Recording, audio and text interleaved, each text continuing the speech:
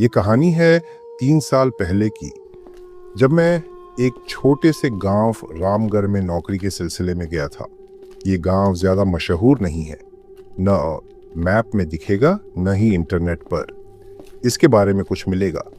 शायद इसलिए क्योंकि गांव वाले नहीं चाहते कि कोई बाहरी वहां दोबारा जाए।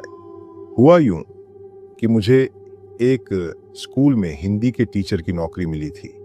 गांव छोटा था, पर मुझे गांव का सुकून अच्छा लगा। शहर की भाग दौड़ से दूर, एकदम शांत। लेकिन उस शांति के पीछे जो था वो मुझे तब तक समझ नहीं आया जब तक मैंने उस पुराने हवेली जैसे मकान में रहना शुरू नहीं किया। गांव वालों ने जब सुना कि मैं पुरानी चौधरी हवेली में किराए पर रहने वाला हूं, तो सबके चेहरे पर एक अजीब सी झिझक आ गई। कोई खुलकर कुछ नहीं बोला, बस इतना कहा, सर, गांव में और भी घर हैं, क्यों वहीं? पर वो हवेली सस्ती थी, बड़ी थी और स्कूल से बस 5 मिनट की दूरी पर। मैं भी सोचने लगा, शायद इन लोगों में अंधविश्वास ज्यादा है।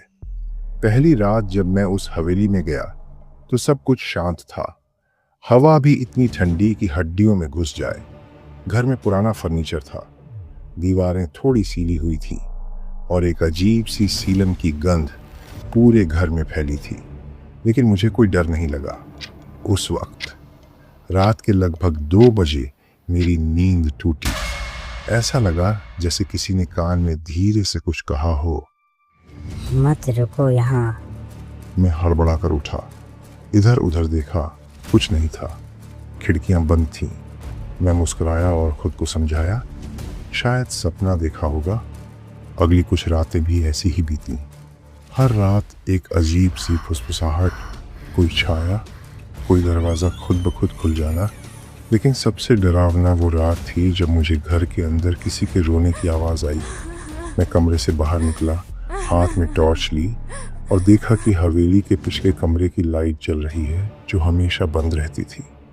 मैंने दरवाज़ा खोला तो वहाँ कोई नहीं था, बस दीवार पर खून से लिखा हुआ था, वो वापस आएगा।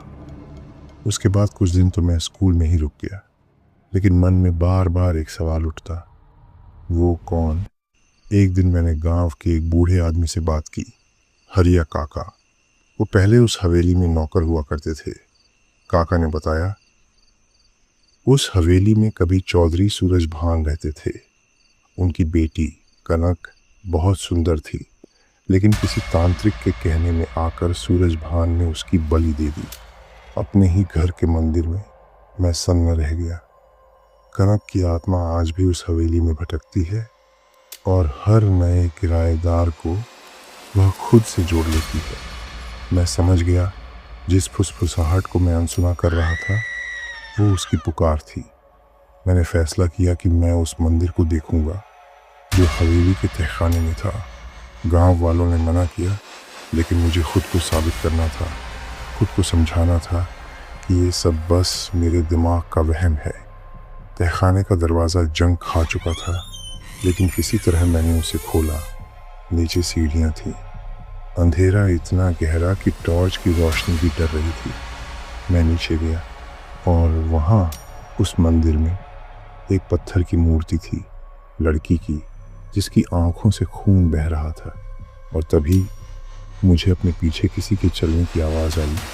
मैं पलटा, पर कोई नहीं था। फिर मेरे कंधे पर किसी ने हाथ रखा और एक लड़की की आवाज़ आई, तुम भी मुझे छोड़ दोगे विनय? मैंने भागने की कोशिश की, लेकिन पैर जैसे जम चुके थे। मेरे सामने अब एक धुंधली परछाई थी, कनक की। वो रो रही थी, पर उसकी आंखें लाल थीं और जैसे जैसे वो पास आ रही थी, हवा भारी हो रही थी। तुमने मेरी बात नहीं मानी, मैंने मना किया था ना रहने से। उसकी आवाज़ गूंज रही थी पूरे तहखाने में। मैं चिल्लाया,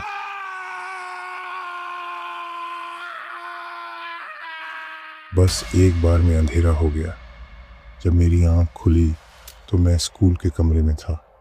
मुझे गांव वालों ने मंदिर के सामने बेहोश पाया था। उन्होंने मुझे बाहर खींचा और कहा, तू बच गया, क्योंकि शायद कनक तुझसे कुछ कहना चाहती थी। मैंने गांव छोड़ दिया, नौकरी भी। पर जब भी रात को आंख लगती है वही फुसफुसाहट सुनाई देती है, तुम भी मुझे छोड़ दोगे विनय? अब 3 साल हो गए हैं, लेकिन मैं आज भी नहीं जान पाया कि वो कनक की आत्मा थी या मेरी कल्पना।